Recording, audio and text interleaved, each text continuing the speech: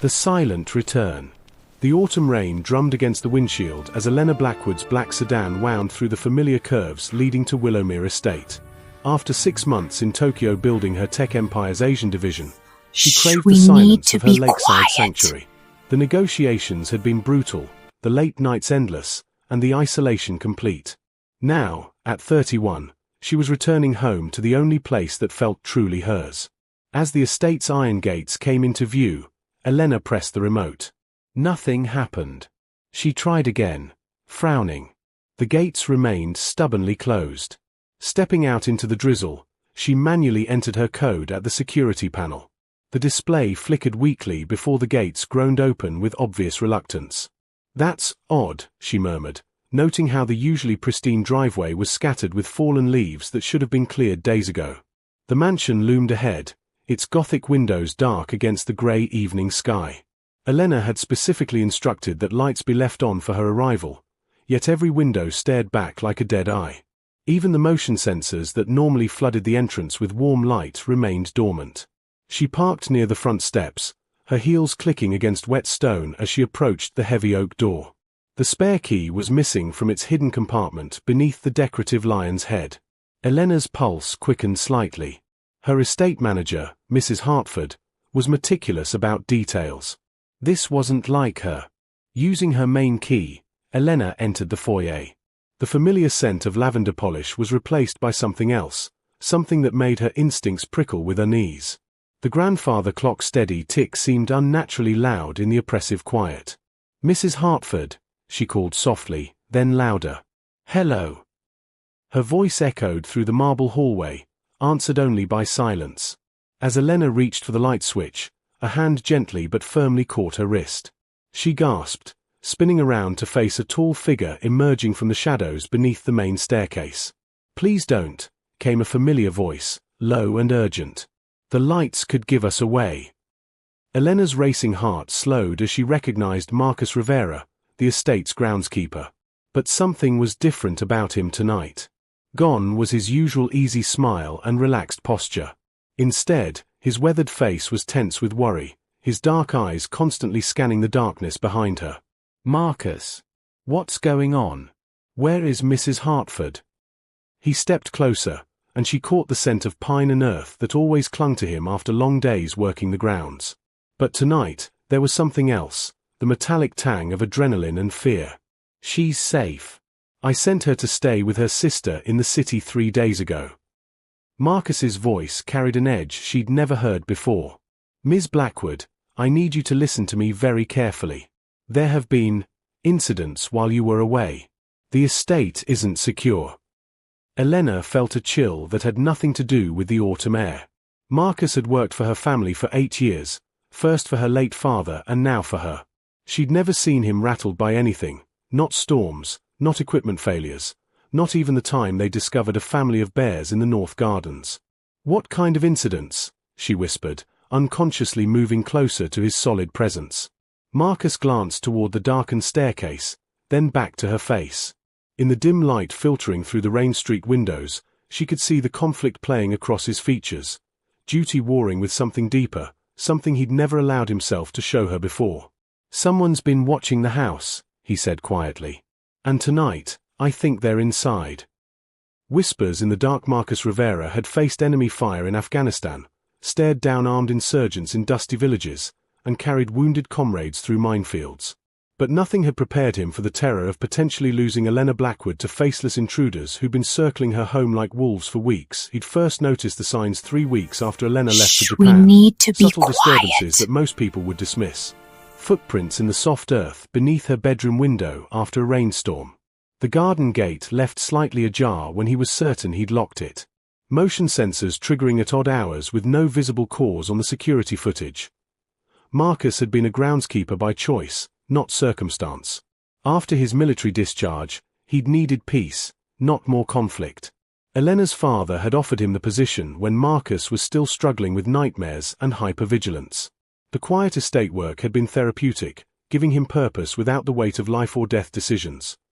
What he hadn't expected was falling silently, hopelessly in love with the boss's daughter. Elena had been 23 when he'd started working here, fresh from business school and fierce with ambition. He'd watched her transform from her father's eager apprentice into a formidable CEO, admiring her intelligence while maintaining careful distance. She was brilliant, wealthy, and completely out of his league, a fact he reminded himself of daily. But love doesn't respect boundaries or logic. Now, standing close enough to see the flecks of gold in her worried brown eyes, Marcus fought the urge to pull her against him and promise everything would be all right. Instead, he focused on keeping her alive. "The first real incident was 5 days ago," he whispered, guiding her away from the windows toward the interior hallway. "I was doing my evening rounds when I heard glass breaking in the east wing. By the time I got there, whoever it was had vanished, but they'd rifled through your father's old study." Elena's breath caught. "Did they take anything?" That's the strange part. Nothing obvious was missing.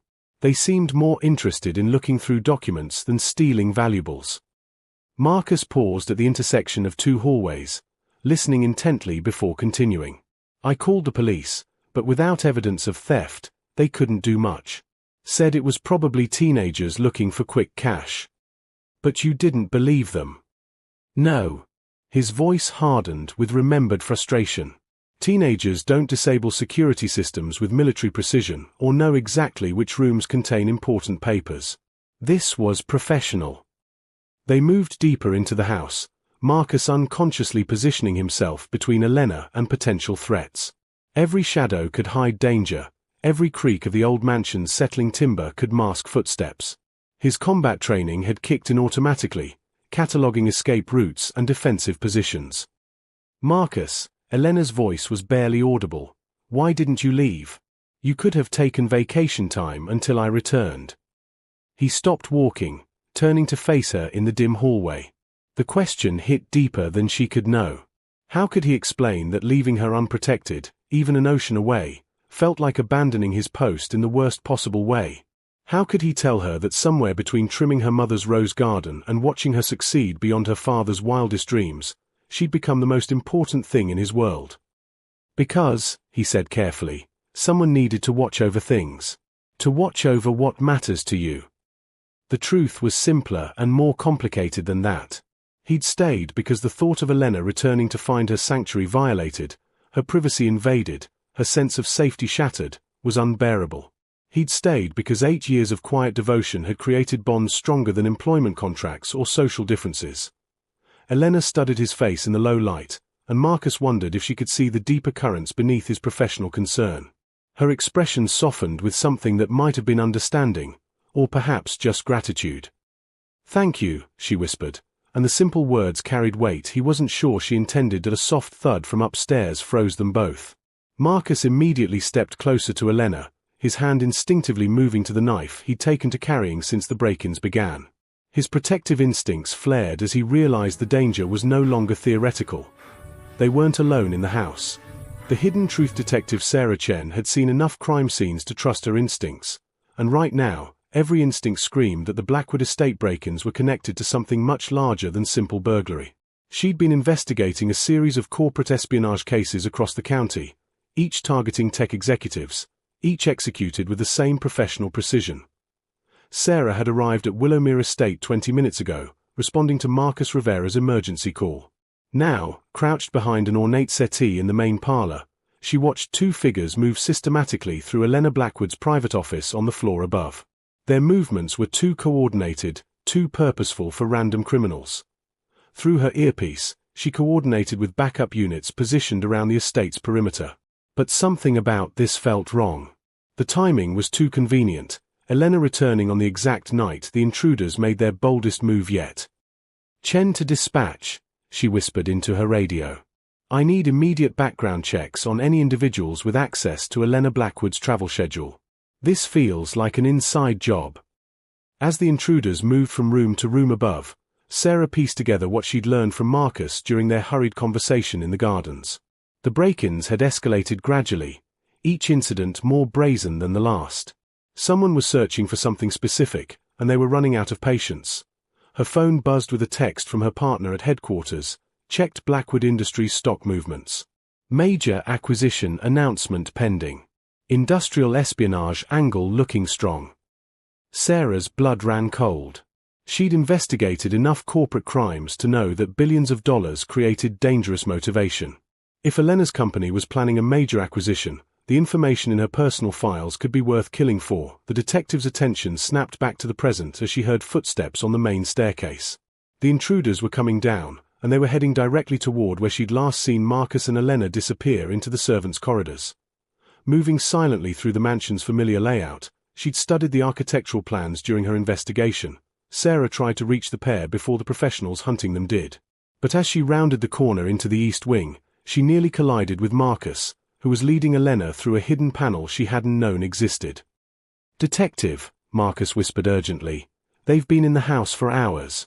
They knew exactly when Elena would arrive."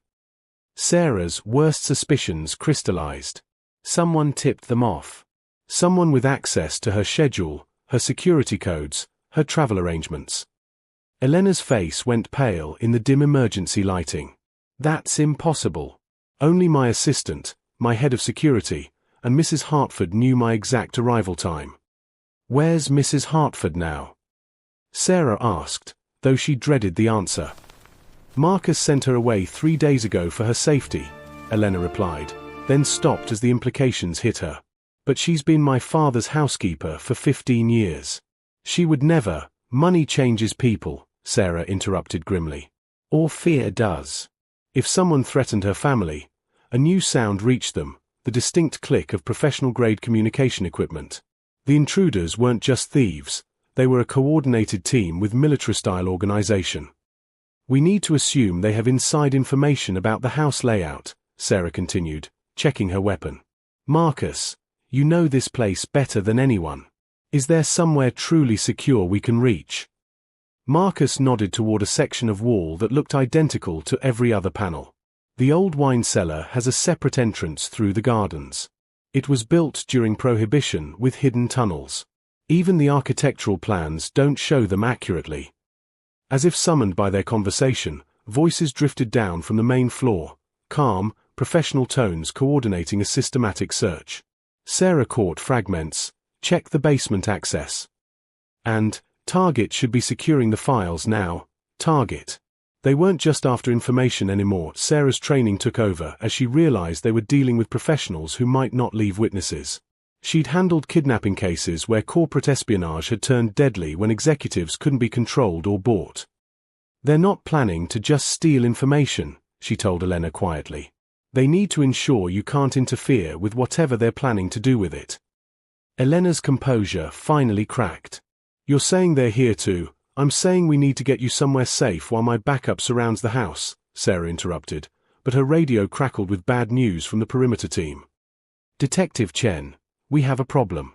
2 black SUVs just left the estate grounds at high speed. Looks like this might have been a diversion." Sarah's heart sank as she realized the truth. While they'd been focused on the intruders in the house, the real theft had been happening elsewhere. But why keep Elena here? "Unless they needed time," she breathed, understanding flooding through her. "They're not after files from your house. They needed you here, distracted, while they access something that requires your personal authorization." Elena's eyes widened with horror. "The company servers. My biometric access codes reset at midnight every night when I'm traveling. But if I'm back in the country?" Dawn after darkness. The sunrise painted Willowmere Estate in shades of gold and pink as Elena stood on her front steps, watching the last of the police cars disappear down the winding drive. The nightmare was over, but the woman who had left for Japan 6 months ago felt like a stranger to the one standing here now. David Morrison, her head of security, had been arrested at the data center along with 3 accomplices. Detective Chen had been right. It was an inside job orchestrated by a rival corporation preparing a hostile takeover. David had been feeding them information for months, waiting for the perfect opportunity to strike when Elena's guard was down. But they hadn't counted on Marcus. Elena turned to find him emerging from the house, carrying 2 cups of coffee and looking exhausted but relieved. His hair was disheveled, his work clothes rumpled from the night's events, yet she'd never found him more attractive. Something fundamental had shifted between them during those tense hours, and she was no longer interested in pretending otherwise. "The insurance investigators want to meet with you next week," he said, offering her one of the cups. And Detective Chen thinks the district attorney will want your testimony for the trial. Elena nodded absently, more interested in studying Marcus's face in the morning light. The careful professional distance he'd maintained for years had dissolved completely, replaced by something warmer and more honest. "I've been thinking," she said carefully, "about what you said last night. About protecting me never feeling like work." Marcus set down his coffee cup, giving her his full attention. "Elena.